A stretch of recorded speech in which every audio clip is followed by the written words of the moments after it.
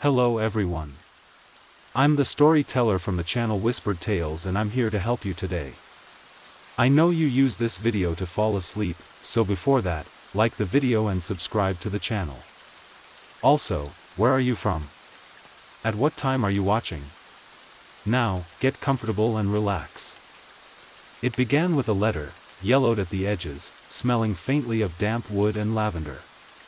It arrived without a sender's address, tucked into the narrow space between junk mail and a catalog. The envelope bore only his name, Jonathan Thorne, written in a hand he didn't recognize but somehow found familiar, as though it belonged to a dream half-remembered. Jonathan had not known he had any living relatives left, let alone someone who would leave him property. The letter was brief and strangely formal. Mr. Thorne, you are now the sole inheritor of the Thorne estate, located in the village of Black Hollow, North Yorkshire. Your great-uncle, Silas Thorne, has passed. No funeral was held. No will beyond this deed. The house is yours now. It is advised you take up residence immediately. The solicitors of Harrow and Finch no return address. No phone number. At first, he thought it a mistake, perhaps some elaborate scam. But something about the name Black Hollow stirred an ancient discomfort in him, like a childhood nightmare trying to claw its way into daylight. A few hours of research confirmed the estate was real, a manor home secluded within an expanse of woods just outside a village rarely spoken of online. Within a week, he found himself driving through thick, colorless fog. It gathered on the narrow country roads like heavy smoke, swirling around the tires, clinging to the windshield. GPS had long since failed him, and the trees seemed to crowd closer as he drove, branches bending overhead in a natural arch that filtered the light into pale gray. His destination appeared not with grandeur, but with a quiet presence, Thorne Manor. The house stood at the end of a winding dirt path, 3 stories tall, its blackened stone facade made darker by the mist. Ivy curled like veins along its walls, and every window looked unblinking, reflective and opaque like eyes watching him arrive. He stepped out of the car and felt the silence settle on him. No wind. No birdsong. Just the slow ticking of the engine as it cooled. He stood there for a moment, staring up at the manor, unsure if he felt dread or awe, or something between. The key had been inside the glove compartment, sealed in a smaller envelope with his name again, and a line beneath it that read, "Some doors lock for your safety, not your security." He pocketed it and walked up the front steps. The door opened with surprising ease. The hinges let out a long, tired groan as if waking from a deep sleep. Inside, the air was still. Old. Dust floated like ash in pale shafts of light leaking through stained glass panels. The entry hall stretched up into a high, vaulted ceiling. A massive chandelier hung above him, unlit, its crystals dulled by time. Portraits lined the walls, unsmiling ancestors with eyes too real, too focused. One in particular, a man with stark white hair and a long, thin face, seemed to be watching him even after he turned away. He explored the first floor, finding room after room filled with antique furniture covered in white cloth. The smell of age lingered everywhere, a mix of wood rot, old paper, and dried flowers. Every step on the floorboards echoed faintly, as though the house were listening. Eventually, he found the library. It was vast, floor-to-ceiling shelves filled with ancient, leather-bound books. A ladder leaned against one wall. In the far corner stood a small writing desk, beside which was a faded velvet armchair. He sat for a while, simply listening. The house creaked softly, breathing in its sleep. A clock ticked somewhere far off. The fog pressed against the tall windows, obscuring the outside world completely. Jonathan stayed the night in the guest bedroom. He couldn't bring himself to sleep in the master suite. Something about it felt occupied. Not physically, perhaps, but spiritually. Like the room still belonged to someone who wasn't quite gone. The bed in the guest room was surprisingly well kept, the sheets tucked neatly, smelling faintly of cedar. That night, as he drifted off to sleep, he thought he heard the distant sound of footsteps in the hallway. Soft. Measured. He told himself it was the house settling. The next morning, the fog had not lifted. He stood at the front door with a mug of tea, staring out into the gray. Trees loomed only a few feet away. The drive had vanished. No birds. No wind. Only mist and silence. As the days passed, Jonathan fell into a slow rhythm. He read books from the library, many written by names he didn't recognize, bound in cracked leather with no publication date. He wrote in his journal. He walked the halls, counting doors. There were always more than he remembered. Some led to broom closets. Others to unused bedrooms. A few to narrow staircases that twisted downward into cold, stone corridors beneath the house, cellars, perhaps. He avoided those. Something about them felt hungry. One morning, he noticed a new door. It was along the third-floor hallway, opposite a tall window that looked out into nothing but fog. The door was narrow, almost hidden behind an old wardrobe he hadn't recalled moving. Its handle was brass, cold to the touch, and as he reached for it, he felt a sudden pressure in his ears, like a change in air pressure. A soundless warning. He tried the handle. Locked. The key he'd used for the front door didn't fit. He stepped back, unsettled. That door hadn't been there yesterday. He was sure of it. Later, he found something new in the library, a small slip of paper tucked inside one of the books. On it, a single sentence, "You are not the first to stay here." No signature. The ink was faded, but not old. Recently written. That night, as he lay in bed, he heard the footsteps again. Closer this time. Pausing just outside his door. He held his breath. Minutes passed. Then the sound of a door creaking opened down the hall. He told himself it was a draft.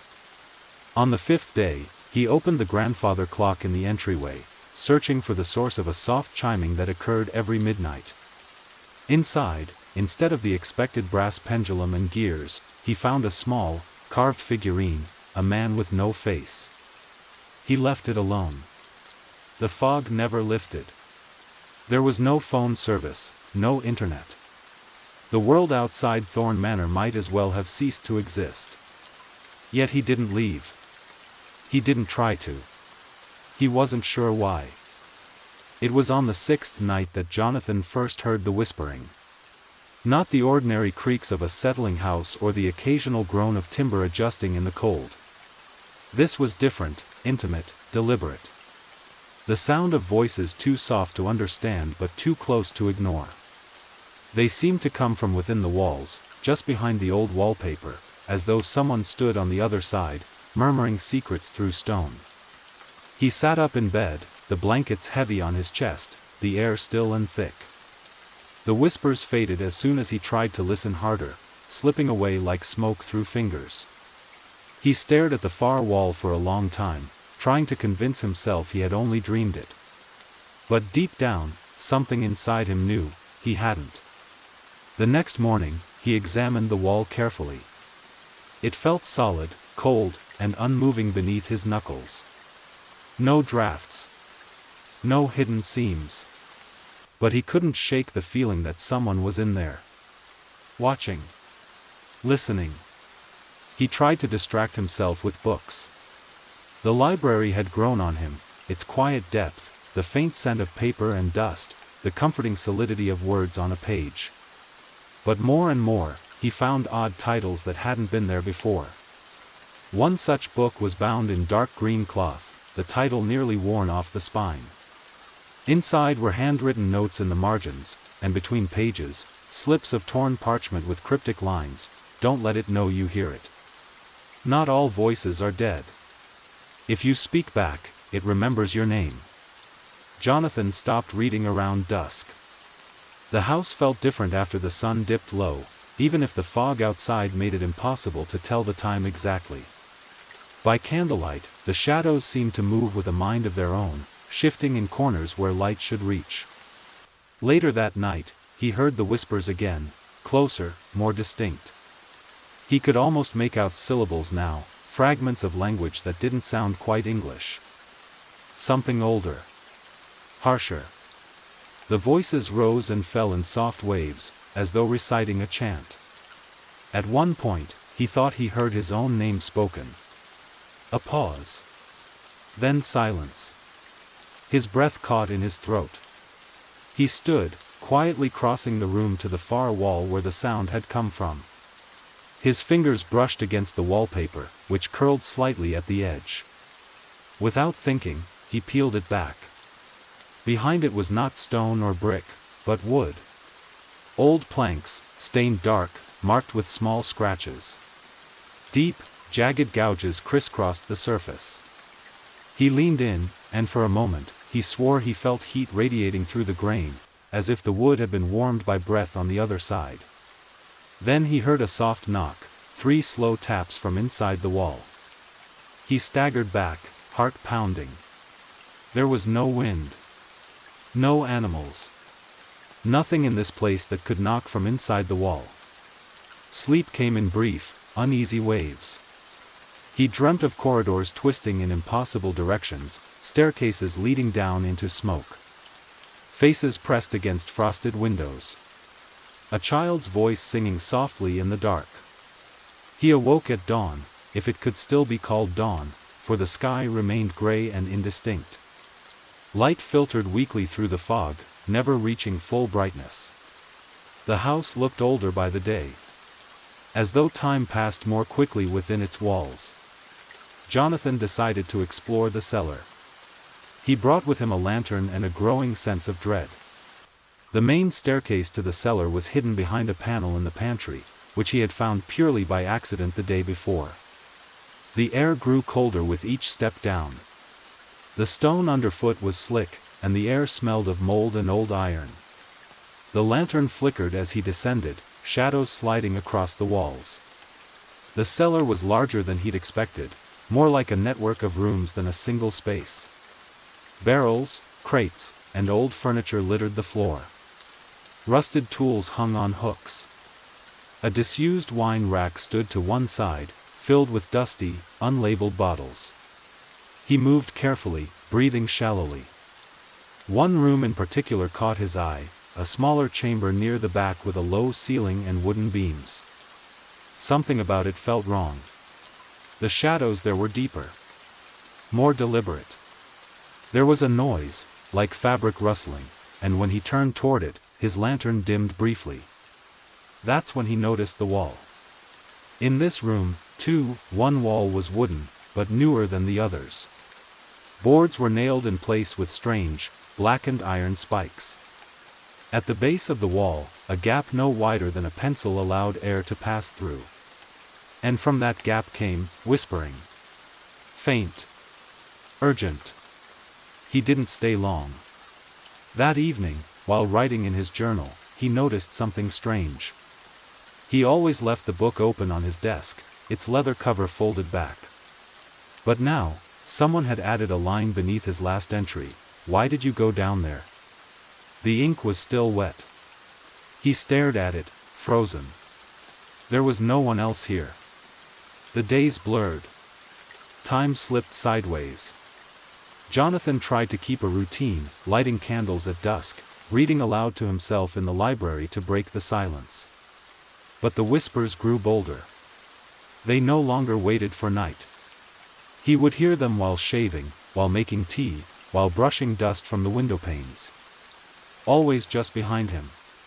Always stopping the instant he turned. He began leaving notes around the house, asking simple questions. Who are you? What do you want? How long have you been here? One morning, he found a reply, scrawled beneath his note on the back of a wooden wardrobe, longer than you. One night, Jonathan stood in the third-floor hallway, staring again at the strange, narrow door that had appeared days earlier. It still would not open. He pressed his ear against it and listened. Nothing. Then, just as he pulled away, he heard it, the slow, rhythmic sound of breathing from the other side. Steady. Patient. As though something waited there, not trapped but resting. Aware. And then came the voice, not a whisper this time, but a soft, measured sentence spoken as clearly as if someone stood inches from the door. "You've heard them, haven't you?" Jonathan backed away, his pulse thundering. The door remained closed. He avoided that hallway for the next 2 days. Instead, he returned to the library, hoping to find something, anything, about Silas Thorne, the great-uncle who had owned this place. But none of the books mentioned him. No photographs bore his likeness. It was as if Silas had been erased completely from the house. Until he found the ledger. It was hidden behind a row of encyclopedias, tucked into the back of a shelf near the floor. Bound in worn black leather, the book contained neat, handwritten notes, lists of names, dates, symbols. One name repeated often, Jonah. Next to that name were unsettling phrases: "Listens too closely." "Woke the west wall." "Answered back." The last entry read, "He's still here." Beneath. That night, Jonathan awoke to a scraping sound, wood dragging across stone. He stepped into the hallway and froze. At the far end, near the third-floor window, the wardrobe had been moved. Just enough to reveal the narrow door again. Except now, the door was open a crack. Only darkness lay beyond. He didn't approach.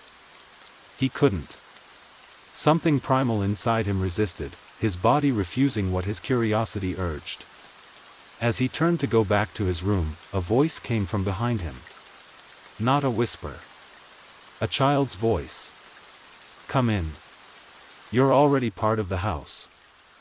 Jonathan didn't sleep after hearing the child's voice. Not really. He lay in bed with the covers drawn to his chin, every light in the room on, listening for any creak, footstep, or whisper. The door across the hall remained cracked open, just enough to suggest invitation, just enough to feel like a threat. By morning, or what passed for morning in the endless gray of Black Hollow, he made up his mind. He would enter the room. Not out of bravery, but because he felt the weight of not entering would grow heavier each day, slowly bending his spine with fear. The house was watching. It had been since the first hour he arrived. It knew his patterns. It was waiting for him to choose. So, before breakfast, before courage could erode, he lit a lantern and walked down the hallway. The narrow door creaked further open at his touch. The room beyond was narrow, deeper than it was wide. The ceiling slanted at odd angles, making him feel crouched even while standing. Shelves lined the walls, filled with jars of dried herbs, rusted keys, feathered quills, bones, and candles half melted to their base. The air was thick, stale, like a sealed tomb. At the far end of the room sat a desk. Upon it, a closed book, an unlit oil lamp, and a small music box carved from dark walnut. Jonathan reached for the book first. Its cover was unmarked. When he opened it, he found the first page blank. So was the second. And the third. It wasn't until the 10th page that ink appeared. It read, "You opened the wrong door." He slammed it shut, pulse racing. The air in the room seemed to shift, like an unseen breath had been held, then released. The shadows along the walls pulsed faintly. And somewhere beneath the floorboards, he heard a dull, rhythmic knocking. The book sat quiet, inert, but Jonathan had the sickening sense it had seen him. Not just been read, but had read him in return. He turned his attention to the music box. Its key was already wound. He hesitated, then opened the lid. A soft lullaby began to play, slow and off-tune. Not quite right. The note seemed warped, dragged slightly backward at the end of each phrase. As the melody played, the lantern flickered, and a shape began to form in the far corner of the room, not visibly, but in presence, in pressure. Something was here. He shut the music box. The room fell silent. The shape vanished. But the sense of being studied remained. Jonathan didn't return to the narrow room for days. He told himself it didn't matter, that there were other places in the manor left to explore, rooms still untouched, corners still innocent. But the house had changed its rhythm. Doors that once opened now stuck. Hallways now turned left instead of right. Entire wings seemed to fold inward, compacting the space, drawing everything tighter. As if the house itself were breathing, slowly inhaling, exhaling, drawing him toward a central point he hadn't yet found. In the dining room, he discovered claw marks along the baseboards. Faint, shallow, but long, as if something had been crawling, dragging nails down the wood. In the mirror above the hearth, his reflection sometimes lingered half a second longer than it should. Sometimes, it didn't move when he did. On the 11th night, Jonathan woke to the sound of weeping.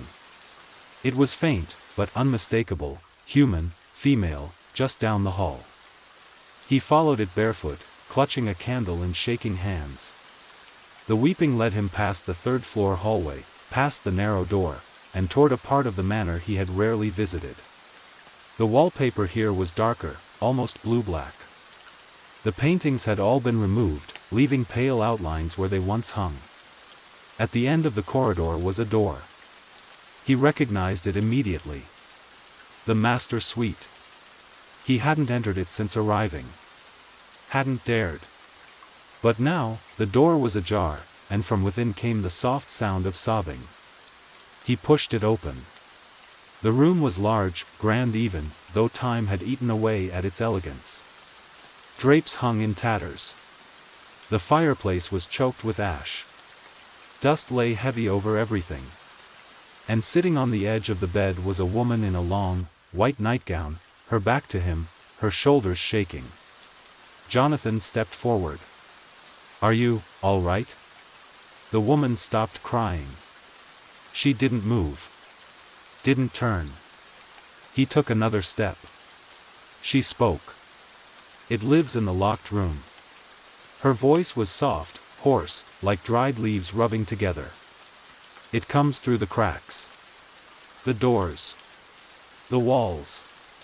It remembers us." Jonathan reached out, unsure if to comfort or confirm. But when his hand touched her shoulder, it met air. She vanished.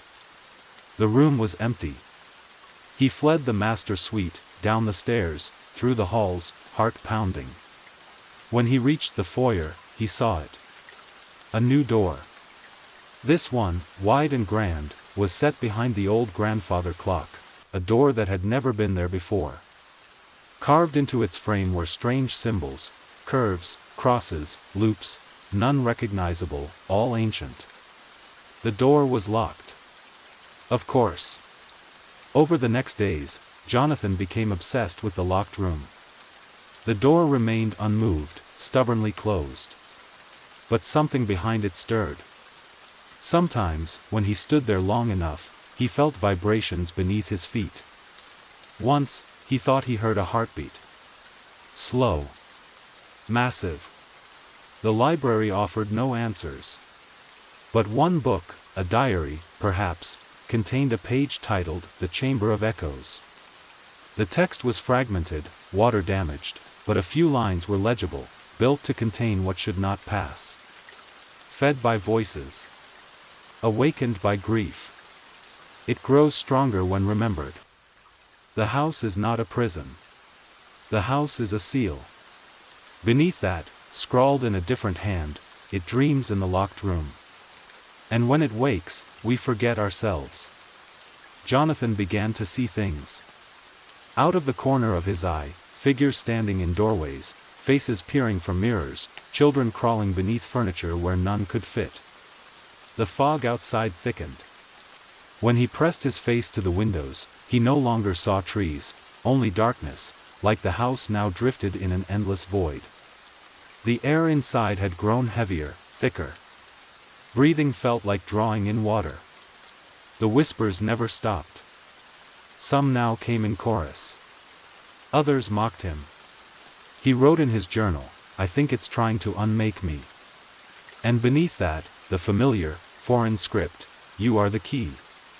On the 17th night, the door behind the grandfather clock stood wide open. Beyond it, stone stairs spiraled down into a vast, circular chamber. He descended slowly. The room was cavernous, its walls lined with black mirrors. In the center stood a great, wooden chair, ancient and bound in iron chains, some broken, some still intact. Beneath the chair, carved into the stone, was a single phrase, "Remember nothing." Jonathan stepped into the room. And the mirrors began to whisper. The mirrors whispered in languages Jonathan didn't know, yet somehow understood. They spoke in dreams and memories, of rooms he hadn't entered, of lives he hadn't lived. Each mirror's surface swirled, not with reflection, but with scenes. Some showed the manor as it once was, bright, bustling with people long gone. Others showed the house as it might become, collapsed, burned, overgrown by roots with no end. Jonathan stood frozen in the center of the chamber, the words "remember nothing" carved beneath him. Then, the chair creaked. He hadn't touched it. The iron chains rattled faintly, though no wind stirred the air. He stepped closer, lantern raised. The seat of the chair was indented, as if someone had been sitting there only moments ago. And still, it creaked again. Jonathan turned toward the mirrors. One now showed him, but not as he stood. In the mirror, he was seated in the chair, mouth open, eyes rolled back. Around him, figures. Blurred. Faceless. Watching. Then the reflection moved. Jonathan hadn't. The mirrored version of him looked straight into his eyes and smiled. He dropped the lantern. Darkness swallowed the chamber. He awoke in the foyer. No sign of the staircase. No sign of the chair, the chamber, or the mirrors. His journal lay open beside him. New writing marked the page in a jagged, slanted hand. "We brought you back. You weren't done yet." That morning, or what passed for morning, he heard the front door open. He froze. For weeks, the house had been sealed. The world outside had vanished, replaced by fog. He had long stopped checking the locks or windows. But now, the front door stood wide open. And someone had stepped inside. A woman. Early 30s, soaked from the fog. She wore a worn satchel and a long green coat. Her hair clung to her face. Her eyes, wide and searching, locked on Jonathan. "You're real," she whispered. Jonathan stared, breathless. "Who are you?" She hesitated. "Clara. Clara Voss. My grandfather lived here. Silas Thorne." Jonathan's pulse pounded. He's my great-uncle," he said slowly. "I've been staying here." Clara looked around, frowning. "You shouldn't be. Not now. Not when the house is." She cut herself off. "When it's what?" he asked. She closed the door behind her. Not asleep anymore. They talked in the parlor, a fire burning low in the hearth. Clara spoke cautiously, as if every word might summon something from the walls. "I've been trying to get here for months," she said. "Ever since I found Silas's last letter. He warned us not to come. But I had to know." Jonathan frowned. "Warned you? About what?" She pulled a folded paper from her coat. The writing was nearly illegible, scrawled, frantic. "The house remembers too much. It needs forgetfulness. If it wakes fully, it will rewrite us. I sealed the chamber. I bound it to mirrors, to names, to silence. But the bindings weaken. Tell no one. Bring no one. Let it fade. If you hear voices in the walls, leave. Do not listen. Do not echo them back." Beneath the final line was a name scratched out in thick ink. Jonathan felt cold. "I've heard them," he said. 4 weeks. Clara looked pale. Then it's too late. That night, they stayed in separate rooms. Jonathan couldn't sleep. Around midnight, he heard footsteps. Not Clara's. He knew the sound of her tread, nervous, light. This was slower. Deliberate. Like someone walking barefoot across wooden floors with great care. He lit a candle and opened his door. The hallway was empty. Then he saw the marks. Wet footprints, small, barefoot, leading from the third-floor hallway toward the attic stairs. He followed. Each step felt heavier than the last. The candle flickered violently, struggling against some unseen pressure. When he reached the attic door, it swung open on its own. Inside, darkness. And breathing. He raised the candle, stepping into the attic. The breathing stopped. Then, from the far corner, a voice whispered, "She brought the name. Now it remembers itself." Jonathan backed away. The candle snuffed out. He awoke the next morning on the attic floor, fingers curled tight around a piece of paper that hadn't been there before. On it, written in charcoal, "You must make her forget." Clara didn't speak much the next day. She explored quietly, running fingers along old shelves, flipping through books that hadn't been touched in years. Jonathan watched her carefully, unsure whether she was guest or catalyst. In the late afternoon, he caught her staring into one of the hallway mirrors, not moving, not blinking. "Clara?" he asked softly. She didn't respond. He approached slowly, reached out. As his fingers touched her shoulder, she gasped and turned, blinking rapidly. I was somewhere else," she said. "Not just dreaming. It showed me something." "What did it show you?" Clara's eyes filled with tears. "You. Sitting in a chair. In chains." That night, Jonathan confronted her. "This place, it's doing something to us. It's changing things. I need to know why you came. The real reason." Clara hesitated. Then pulled a pendant from beneath her coat. A small key hung from its chain. "I found it in a book. Silas's journal. It was labeled Forget Me Key. It was meant to be used if the chamber ever broke open. To seal it again. But the journal said it only works on someone who remembers the true name of the thing inside." Jonathan stared. "And what's the name?" She shook her head. "That's just it. He never wrote it down. Said if you see it, you forget it. Only the house knows." A silence passed between them. Jonathan looked down. "What if the house wants us to remember?" Later that night, they heard the knock. Slow. 3 times. At the front door. Clara reached it first. Opened it. No one was there. But on the ground sat a black envelope. Inside, a card, bearing only a single word, "Welcome." Upstairs, the hallway mirrors now showed 3 people. Jonathan. Clara.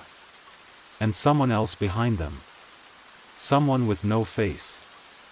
By morning, the fog outside had pressed itself flush against every window, a pale, smothering wall. Nothing could be seen beyond it, not trees, not sky, not even the road that once led away from Black Hollow. The house had sealed itself. The outside world was memory.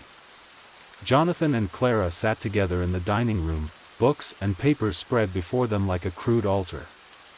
Neither had slept. The mirrors had begun whispering again just before dawn, this time louder, and in 2 voices at once. "We need to find the name," Clara said. Jonathan nodded. "But not say it. Not aloud. Not even think it clearly," she added. "Silas wrote that it's a living word. It hears itself through us. It grows stronger every time someone recalls it. The house is trying to feed it with memory." He flipped through one of the journals they'd found in the locked study, a thick, crumbling thing bound in twine. The pages were full of fragmented entries, but one repeated phrase kept returning in the margins, always circled, always scratched over with ink. It begins as a whisper, but ends as a face. That afternoon, they explored the cellar. Neither had ventured beneath the main floor in all their time in the house. The door had always been stuck, sealed with rusted bolts and chains.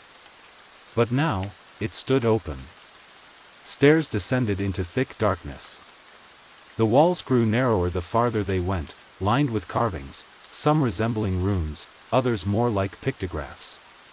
One showed a man with no eyes, mouth open in a scream. Another showed a spiral descending into a shape that resembled a door or a keyhole. Jonathan paused when he saw the last carving, a circle with 5 lines radiating outward, like a black sun. "I've seen this before," he murmured. "In a dream. Or, no. In the mirror." Clara touched it. "Silas called it the eye that sleeps. He said it was carved under the house before the manor was built. Said it predates the land's history." Jonathan swallowed. "Then what's under here isn't just the house?" Clara nodded. "It's the reason the house was built." The cellar opened into a wide, circular chamber, a different one than the mirror room Jonathan had visited before. This one was older. Cruder. Stone walls weeping with moisture. No mirrors here. Only dust and silence. In the center, a dais. And on it, a flat slate etched with words so old they shimmered faintly in the candlelight. Clara stepped forward, then stopped. Her voice was a whisper, "It's a name." Jonathan looked at her. "Don't read it." "Not aloud." She nodded, trembling. "I didn't. But it spoke anyway.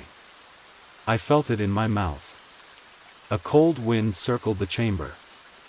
From the shadows, something moved. Not a figure. Not exactly. A distortion. Like heat shimmer rising from stone, but cold, colorless. It hovered for a moment. Then receded into the wall. Jonathan turned back to the slate. Though he couldn't read the symbols, he somehow knew, this was not a warning. It was a summoning. That night, Clara did not come to dinner. Jonathan found her in the master suite, seated in the corner with her eyes closed, whispering to herself.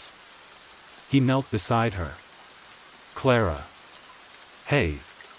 You're okay. Come back." She opened her eyes slowly. They were wrong. Dilated. Not frightened, vacant. "I saw it," she said. He swallowed. "Saw what?" "The name. It isn't a word. It's a shape. A pattern that knows it's being looked at." Jonathan touched her shoulder gently. "Did it speak to you?" She nodded. "No voice. Just a promise. It said I've been here before. That I brought it back with me. That you're not the first Jonathan to enter the house." He pulled her to her feet. "You need to sleep. This place is trying to get inside your head." "No," she said quietly. "It's already there." That night, Jonathan returned to the library alone. The mirrors were now everywhere, framed and unframed, some tall as doors, others no larger than a coin. And in each of them, he saw not his own reflection, but others. Men and women, trapped in mid-scream. Children standing silent in hallways. And in one, just one, a version of himself, bound to the chair beneath the house, whispering the name in reverse. He turned away. There, sitting on the library table, was the music box again. Unwound. He hesitated. Then opened it. The melody began, slower than before. Each note seemed to tug at something behind his eyes. A memory? A thought? No. Not his. Something older. The walls shifted. The mirror directly in front of him flashed. And in it, he saw Clara. standing outside. Mouth open. Eyes black. He found her at the main entrance, just staring into the fog. When he touched her shoulder, she didn't flinch. "He's almost here," she whispered. Jonathan looked out. Something was coming. Not walking. Forming. The fog was coalescing into a humanoid shape, tall, limping, its face unfinished.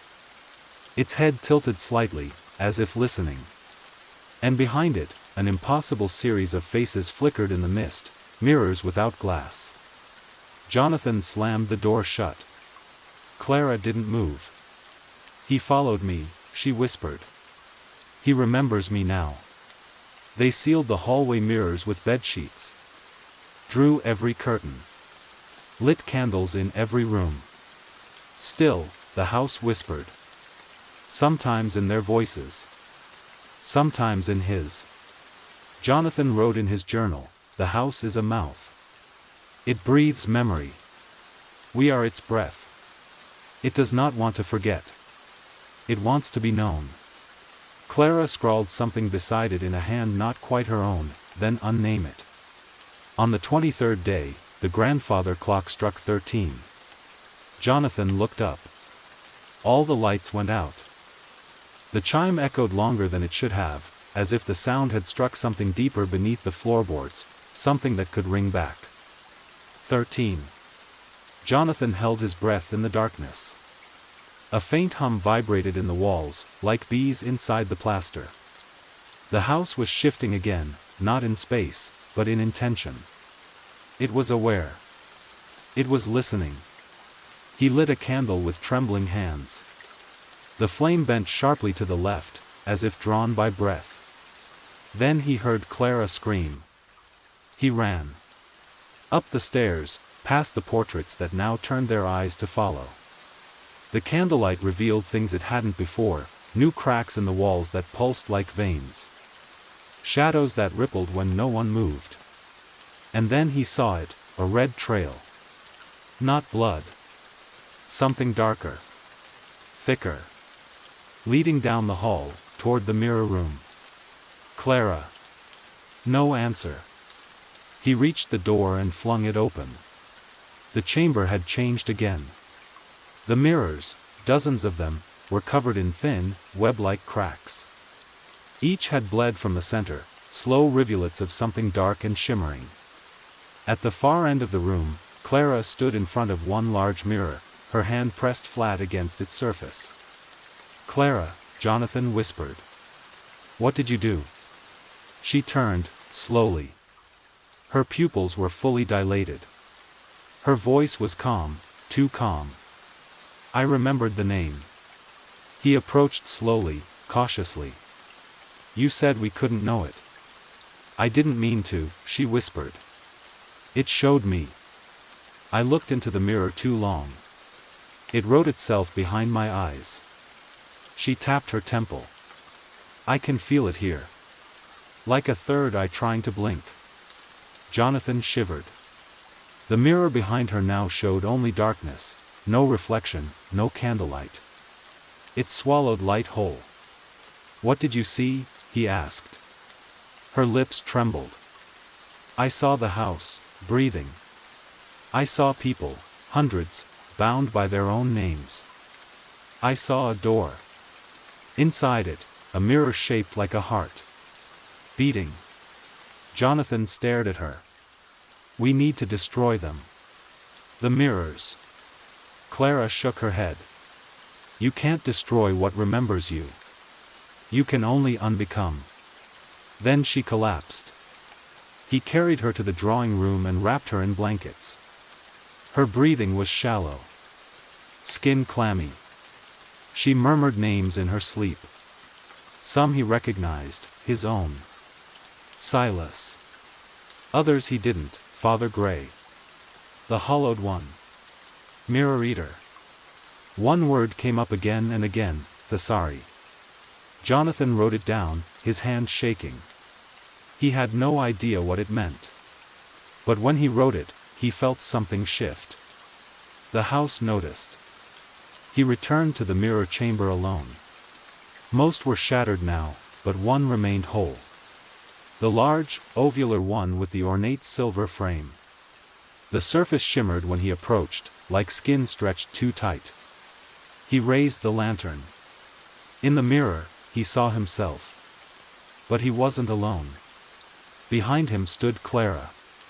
And behind Clara, a tall, pale man with a stitched mouth and no eyes. Jonathan spun. No one was there. In the mirror, the man smiled with someone else's teeth. Then the mirror cracked, from the inside. That night, Clara woke suddenly, screaming. Jonathan held her as she wept. "I'm sorry," she gasped. "I shouldn't have brought the name back. I should have let it fade." "What is it?" he asked. "This thing. This. Thesari?" She looked at him, tears glistening. "It's not a demon. Not a ghost. It's a remnant. A memory of something that shouldn't have existed, but was loved so fiercely, it refused to vanish." Jonathan felt cold. "A thought?" Clara nodded. "A thought that ate too much of itself. Now it wears people like mirrors to remember what it once was." The next morning, the house was silent. Too silent. Even the floorboards didn't creak. They found a new door in the west hallway. One that hadn't been there before.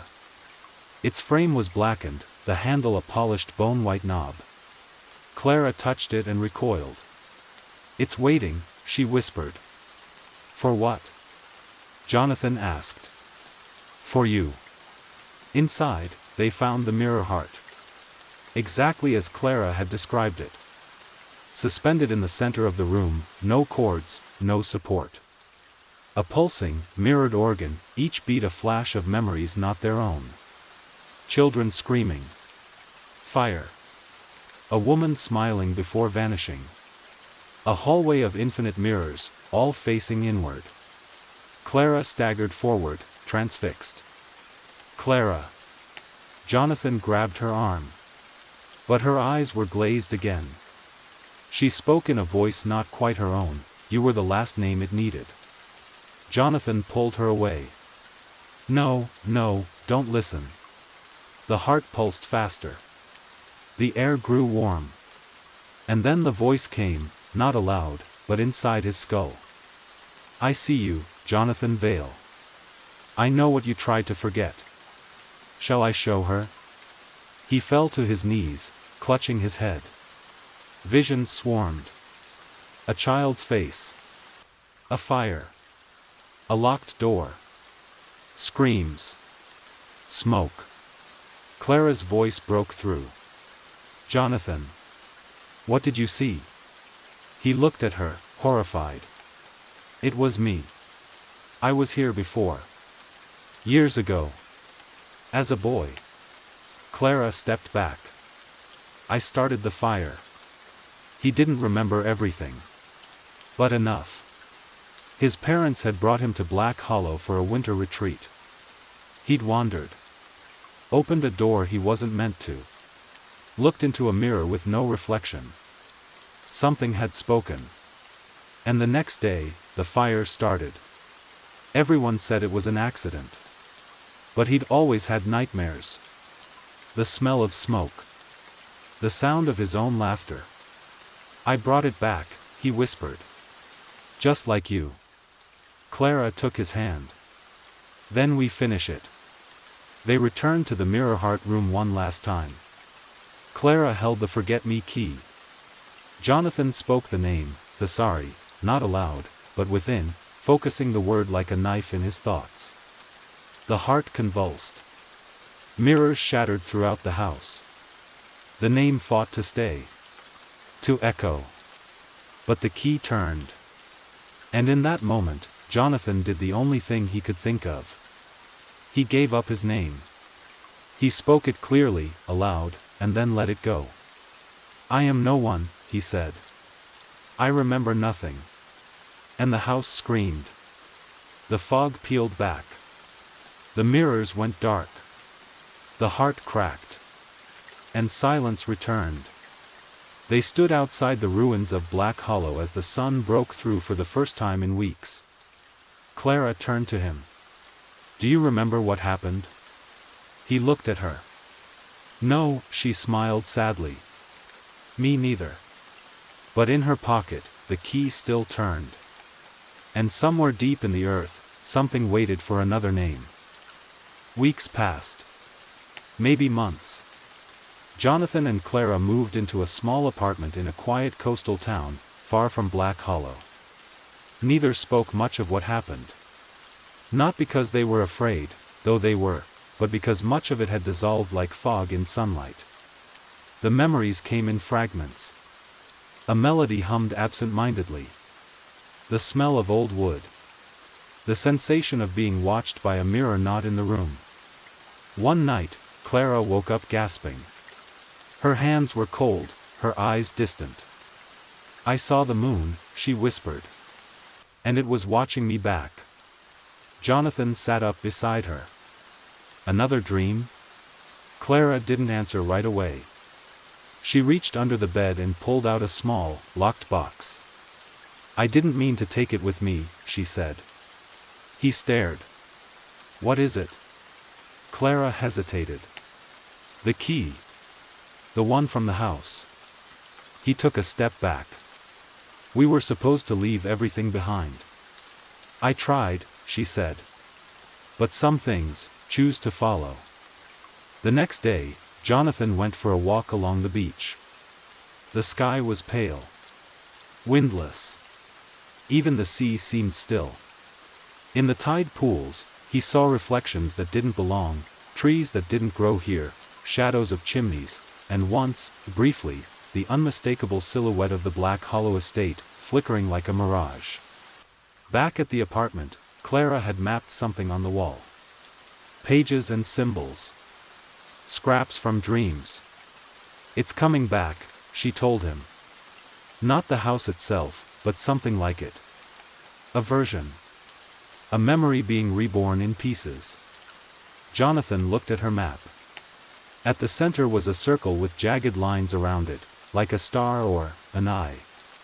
He whispered, "You think it's building itself again?" She nodded. "In dreams. In reflections. The world doesn't forget easily. And neither do we." That night, the moon was full. Not white. But pale gold. The light it cast was wrong, too sharp, too vivid. It created reflections where none should be, on closed curtains, beneath furniture, inside the pupils of sleeping eyes. Jonathan woke to find the apartment door open. Clara was gone. He followed the footprints down the beach. She stood at the edge of the tide, barefoot, hair lifting in a wind he couldn't feel. "The sea remembers too," she said. And then she pointed. Out across the water, barely visible on the horizon, was a silhouette. A house. It stood on an island that hadn't been there the day before. Jonathan stared, heart thudding. "We need to leave. Now." Clara turned to him slowly. "It's too late." I opened the box. "You what?" "I had to know," she whispered.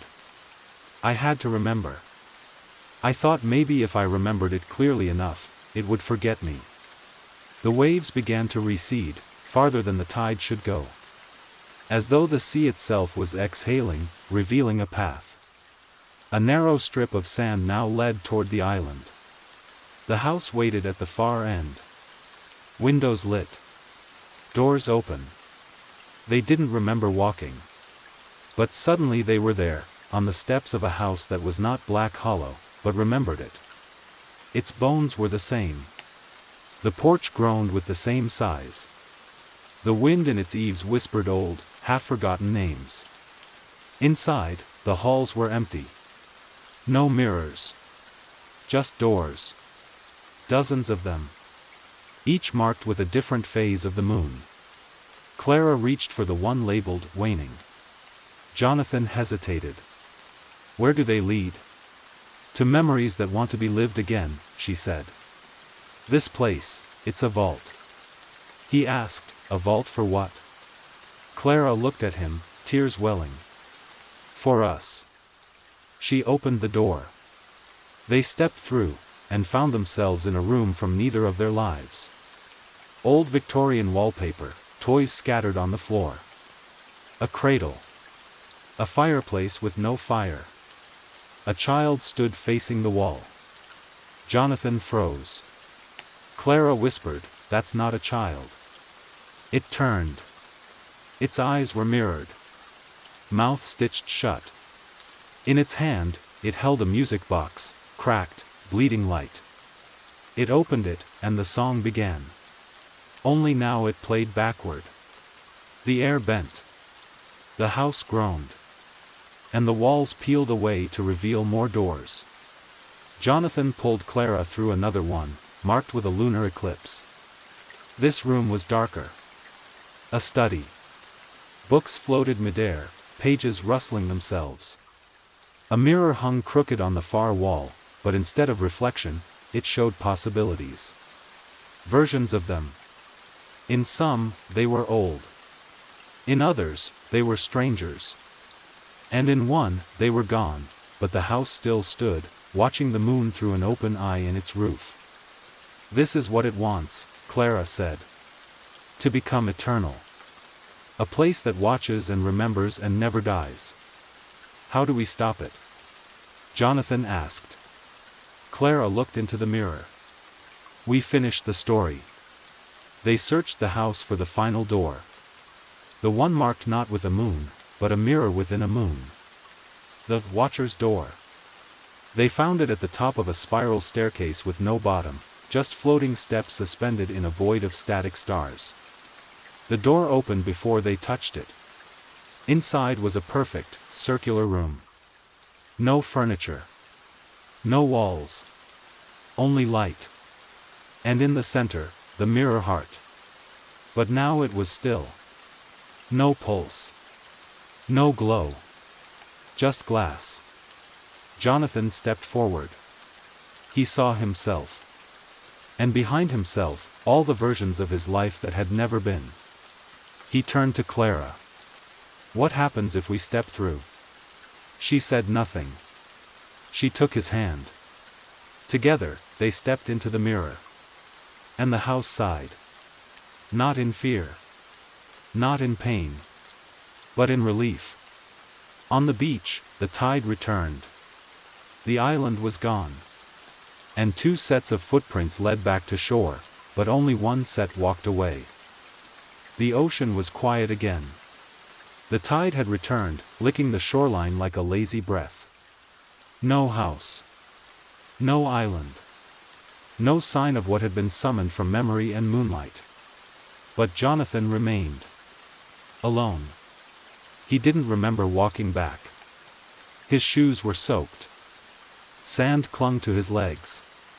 The key Clara had once held was now in his pocket, cold, impossibly heavy, as if it carried the weight of every name the house had stolen.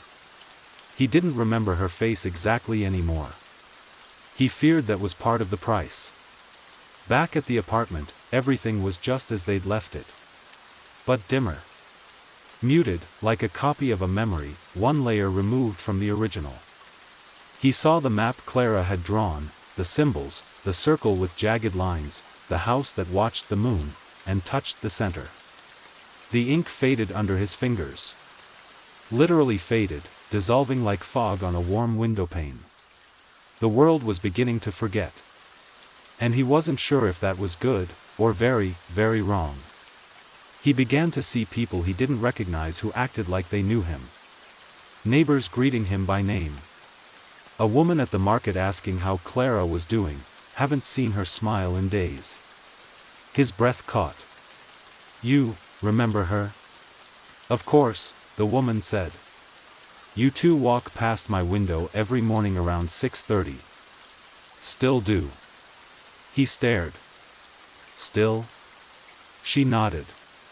"Just yesterday." But Jonathan had walked alone. That night, the dreams returned. He saw Clara, but not as she was. She stood in a corridor made of mirrors, reaching out to him. Behind her, the walls warped with movement, as if something huge pressed against the thin skin of reality. She mouthed 3 words, "Remember my name." And then the glass shattered inward. He awoke gasping, heart pounding. The key burned in his pocket. That morning, he found another note in Clara's handwriting, on the back of a receipt that hadn't been there before. "The house isn't gone. It's hiding where we hide our grief. And it wants you to forget, so it can be remembered again." He knew what he had to do. One last return. Not to the house itself, but to its root. To the place where he first lost something. Where his name and memory had first been offered to the dark. He traveled alone, returning to the place where he'd been as a child, before the fire. To the ruins of the original hollow estate, now just a skeleton of stone and cinder. No signs remained. No memorial. Only silence. And snow. It was snowing now, though it wasn't supposed to. June winds couldn't explain the flurry dusting the collapsed roof. The weather itself was remembering the day he forgot. He walked into the ruin. At the center, beneath where the attic had once stood, was a small mirror embedded in the ground. Not reflective. Just dark. Like a bruise in the earth. He stood over it. It pulsed faintly, like breath. The key turned cold in his hand. Jonathan knelt. "Clara," he whispered. "If you're still somewhere inside this," the mirror flickered. And then it spoke, not in voice, but in memory. His own voice, as a child. "I didn't mean to hurt her. I just wanted to see what would happen if she went away." Tears welled in his eyes. No more memories echoed. Clara screaming. Fire roaring. A name spoken backwards. "You gave me your guilt," said the voice in the mirror. "Now give me your grief." He looked into the dark. And let himself remember. He remembered it all. The fire. The game. The whisper in the mirror that told him Clara would come back if he gave her a new name, one that could be remembered by the house. He had invented her. Hadn't he? No. Not invented. Summoned. And when he saw her again as an adult, when she showed up years later at the door of his apartment, asking if he remembered Black Hollow, he thought it was chance. But it was design. Memory circling back. He stood and raised the key. The mirror opened like a wound. And behind it, nothing but fog. He stepped through. He was back in the house. Not the version on the island. Not the memory-made copy. The first one. The seed. The original hallway, before it burned. Unaged. Intact. And at the far end, a door. Clara stood there, smiling faintly. "You remembered," she said. "I never really forgot," Jonathan whispered. "Then you can end it," she said. He held out the key. But she shook her head. "That's not for the house. It's for you. You can lock the past away, or you can open it, fully, and become whole again." He looked at the door. And opened it. Inside was a single mirror. Small. Framed in simple black iron. It showed no one. Until Jonathan stepped in front of it. He saw himself. Then Clara beside him. Then, no one. Then, the house. Alone. Watching the moon. Forever. He raised the key, pressed it to the mirror's surface. "I remember my name," he said. "And I remember hers. And I choose to forget you." The mirror cracked. The walls shook. The house screamed. And then, silence.